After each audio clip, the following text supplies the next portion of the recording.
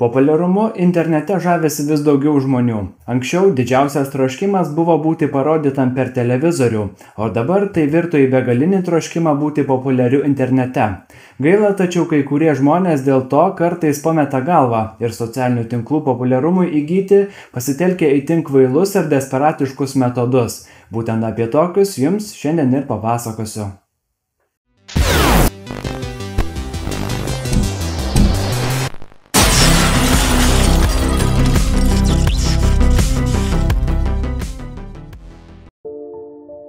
Pradedant šią temą, turbūt niekam nekyla abejonė apie daugiausiai nesąmonių Lietuvos internete pridariusi veikėją Lauryną Burovą iš Trakų.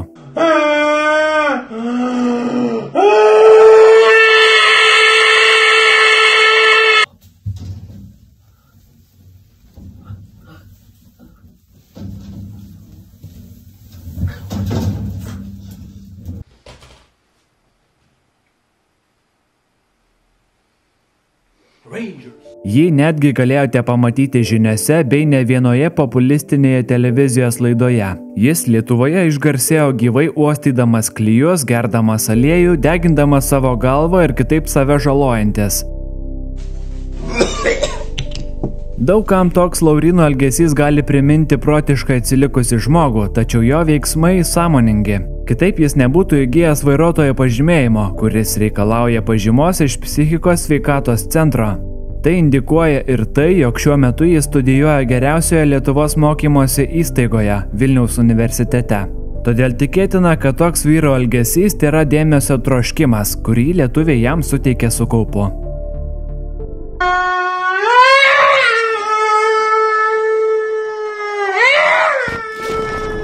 Universiteto studentė iš Meksikos pozuodama ekstremaliai Instagramo nuotraukai nukrito iš 6. aukšto balkono. 23 moteris vardu Aleksa ant balkono turėklo bandė išlaužti įmantrią jogos pozą, tačiau pakitus svorio centrui iškart po šios nuotraukos persisverė ir nukrito žemyn. Mergina išgyveno per stebuklą, tačiau jai lūžo klubai, abi kojos, abi rankos ir skilo kaukolė. Iš viso instagrameriai lūžo 110 kaulų, tai daugiau nei pusė viso kūno kaulų. Jai buvo atlikta 11 valandų operacija. Tai nutiko 2019, o ji reabilitacijoje gydosi iki pat dabar. Socialinių tinklų žvaigždė Jane Rivera susilaukė itin didelės kritikos po to, kai įsikėlė nuotrauką pozuojanti prie savo tėvo atviro karsto. Šarvojimo salėje kaip fotosesijoje pasijutusi 20-metė teigia, kad dėmesio ar užuojautos tokiomis nuotraukomis nesiekusi. Tiesiog norėjo papozuoti su tėčiu, lyg jis būtų gyvas. Žmonėms toks poelgis pasirodė nepagarbus ir itin narcisistiškas. Panašiai yra pasielgę ir daugiau influencerių. Štai šis sugalvojo įsiamžinti prie savo mirusios mamos. Gal kai kuriuose kultūrose tai priimtina, bet tos išlaužtos tobulos pozos tokiai progai neatrodo labai tinkamai. Prieš pratęsiant šį video noriu padėkoti Surfshark, kad parėmė šį epizodą.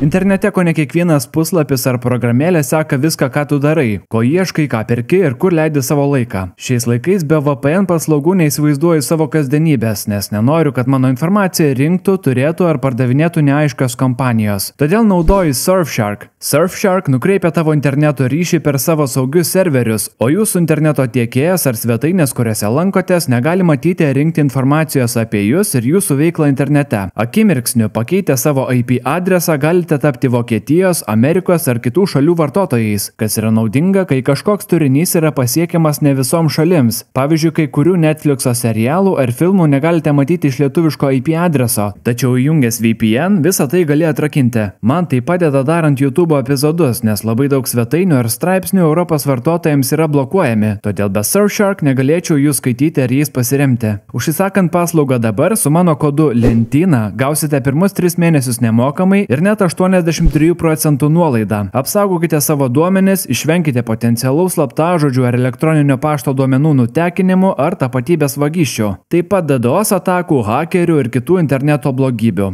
Dar kartą ačiū Surfshark, o dabar grįžtame į epizodą. Vienas vaikinas TikTok platformoje pasidalino muilu pripildęs visą savo miestelio upę.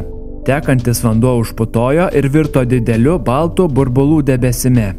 Kitiems tai gali pasirodyti kaip nekaltas pokštas, tačiau muile yra aplinkai ir ekosistemai toksinių medžiagų. Nuo jų kenčia augalai, vabzdžiai, žuvys ir kiti vandenyje ar prie jo gyvenantys gyviai. Bet jaunuolis galvoja tik apie laikus ir internetinę šlovę. Dėl peržiūrų kai kurie yra pasiryžę padaryti daugą.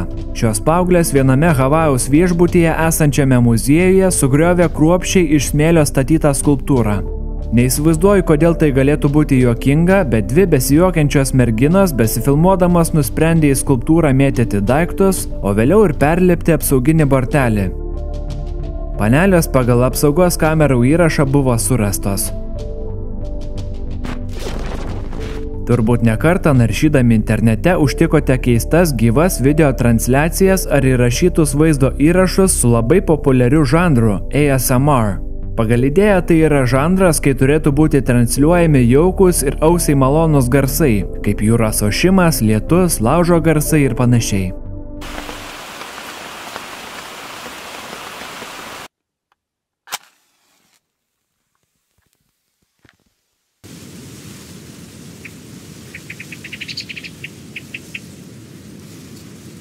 Tačiau kai kurie žmonės visą tai labai iškraipė. Prieš kamerą ir mikrofoną pradėjo filmuoti itin keistą elgesį ir neįprastus garsus.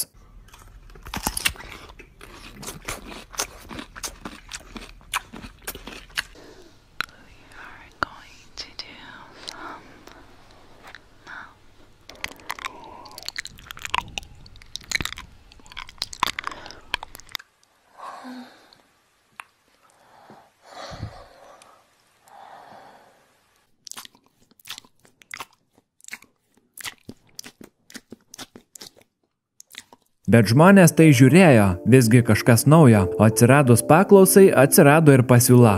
Todėl tokie keistus stilius garsus ar šnabždesius į savo mikrofonus leidžiantys žmonės pradėjo konkuruoti ir dar labiau nukrypti nuo pirminės ASMR idėjos.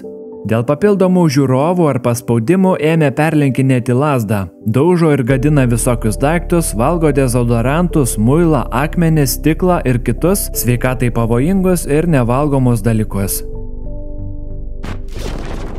Šiais laikais norint išpopuliarėti, turi kažko labai išsiskirti. Kai kurie tą išskirtinumą susikuria, o kai kurie net suklastoja. Štai ši daili mergina vardu Sarah McDaniel tapo žymiu modeliu ir interneto žymybė. Didelė šio dėmesio ir pasisekimo dalis yra skirtingų spalvų moters akys.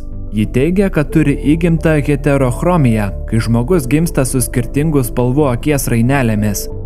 Susilaukius sėkmės jį dalino begalės interviu ir visat pabrėždavo, kaip sunku jai buvo vaikystėje ir kaip visi iš jos tyčiodavosi, o ji va štai užaugusi tapo gražuole ir modeliu. Tiesa tokia, kad ji į vieną savo akių dedasi spalvą keičiančius kontaktinius lęšius. Mat pačios Saros tėtis savo Instagrame pasidalino nuotraukomis iš jos vaikystės, su prierašu, jog jos dukters akys yra rudos ir visada tokios buvo. Priminsiu, kad žmogaus akių spalva galutinai susiformuoja apie trečiuosius gyvenimo metus ir tokia lieka viso gyvenimą. Pati Sara to daug nekomentuoja ir neigia melavusi. Ji iki šiol nepaleidžia savo susikurto įvaizdžio. Kai kurie mano, kad ji visgi ryžosi nelegaliai rainelės spalvos pakeitimo operacijai, todėl lęšių jai nešioti nebereikia. Tokios operacijos beje yra labai pavojingos ir labai daug pacientų po jos regėjimą visai praranda. Bet ko tik dėl šlovės nepadarysi. Dar vienas keistas, ne per seniausiai internete atsiradęs žanras. Jis vadinasi mukbanger. Tai iš korėjiečių kalbos atsiradusi naujadara, reiškianti maisto transliaciją. Įvairūs keistuoliai daro kuo neįprastesnius valgymo vaizdo epizodus. Vėlgi, norėdami nukonkuruoti kitus, valgo be galo daug čepsi, kramto gyvus padarus, egzotinį maistą ir kitaip išsidirbinėja.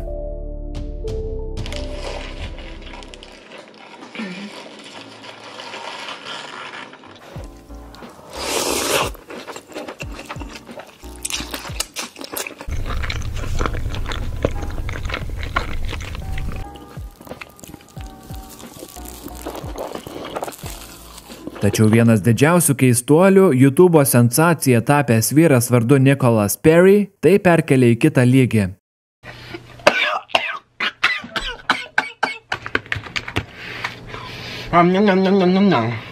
These eggs don't even need me. These eggs don't even need me. I don't need eggs. Do you need eggs? Do you need eggs?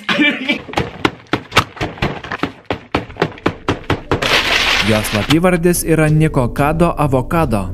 Kadaise jis buvo paprastas kuklus vaikis, prieš kamerą ėmė skanauti įvairius valgius. Tačiau ilgainiui jo internetinė persona evoliucionavo ir pasikeitė į netikrą ir perspaustą veikėją. Jis ėmė nesveikai maitintis, grūsti į save 1000 kalorijų per dieną, specialiai auginti svorį, kaskart persivalgyti ir daryti šokiruojantį turinį. Ir tas suveikė, jis gavo šlovės, peržiūrų, sekėjų ir daug pinigų. Ir iš liekno simpatiško ir profesionalaus muzikanto tapo nutukusiu maisto kimšėju. Tai akivaizdžiai komedijai sukurtas personažas, tačiau to padariniai atrodo ganėtinai tikri.